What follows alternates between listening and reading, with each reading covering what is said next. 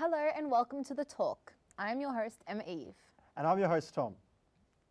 We're here today to discuss one of the biggest issues affecting Australian women, the gender pay gap. In 2018, Shadow Treasurer Chris Bowen brought the issue to light in a speech to the Women's Economics Network. Bowen noted that over the past 20 years, little has been done to close the gender gap.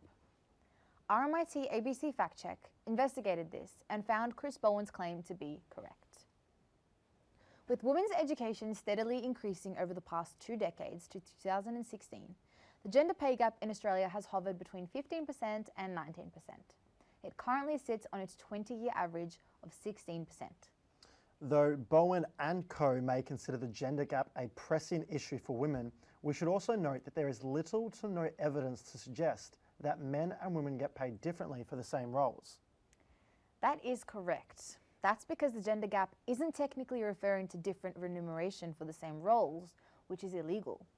The gender gap exists due to female-dominated fields being paid far, far less than typically male-dominated roles.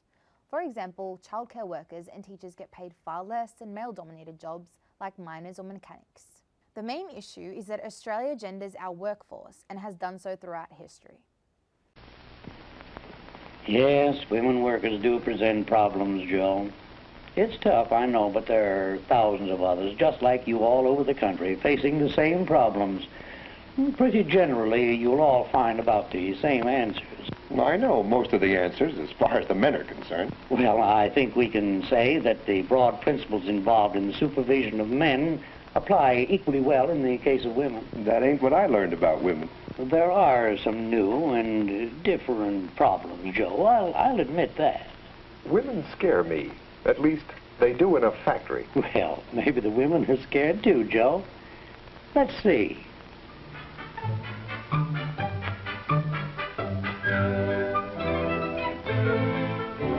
Most of them are working on their first industrial jobs, Joe. It's a totally unfamiliar world.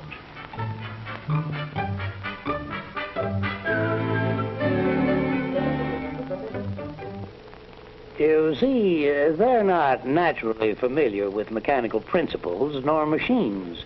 Why, even the language applying to common processes and tools are new to them. It must sound like double talk to them. Now, if anybody wants a flam span, give with the double left-handed jerry wrench on account of it might subobulate the orange crate with the torpid. On the other hand, if a span flam is wanted, that's single right-handed, providing the pressing puncture is adjusted to the conch front of 37 and 2/8. Is that clear? I know, Joe. It takes time to make them feel at home, but it can be done. You talk like a man who knows women. We'll see, Joe. We'll see.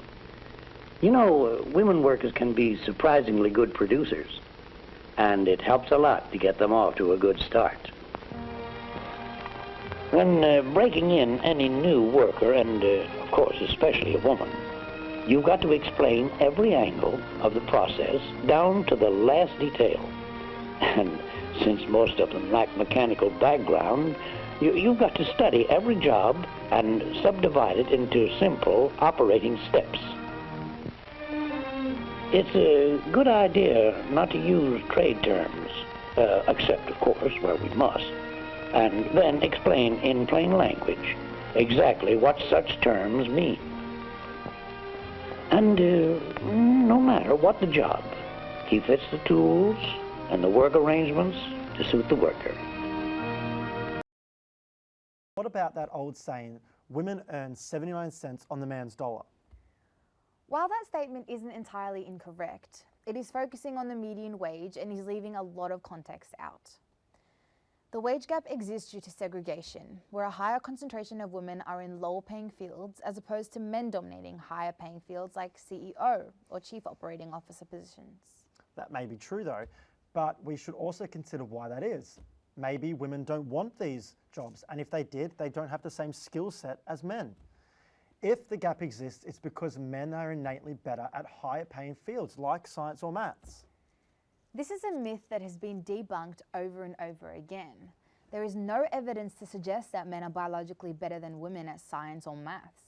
A great example of this is Margaret Hamilton, who led the team of software engineers who developed the code to put Neil Armstrong on the moon.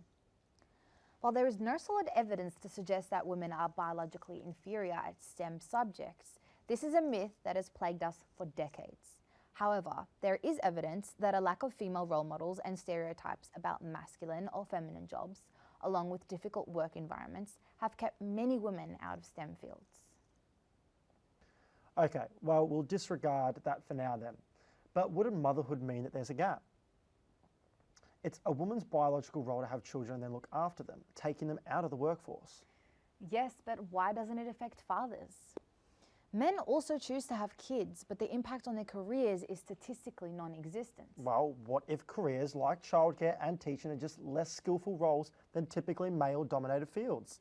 Let's not forget that there is little to no disparity between men and women with bachelor's degrees.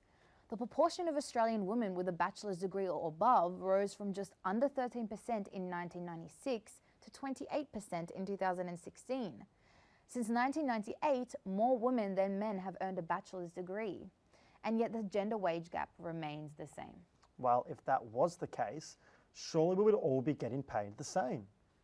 Despite 27.9% of women having a bachelor's degree or higher, with men at 23.6%, the Australian Bureau of Statistics figures show that in 2016, on average, men in full-time work earned $1,631 a week, while women earned $1,369.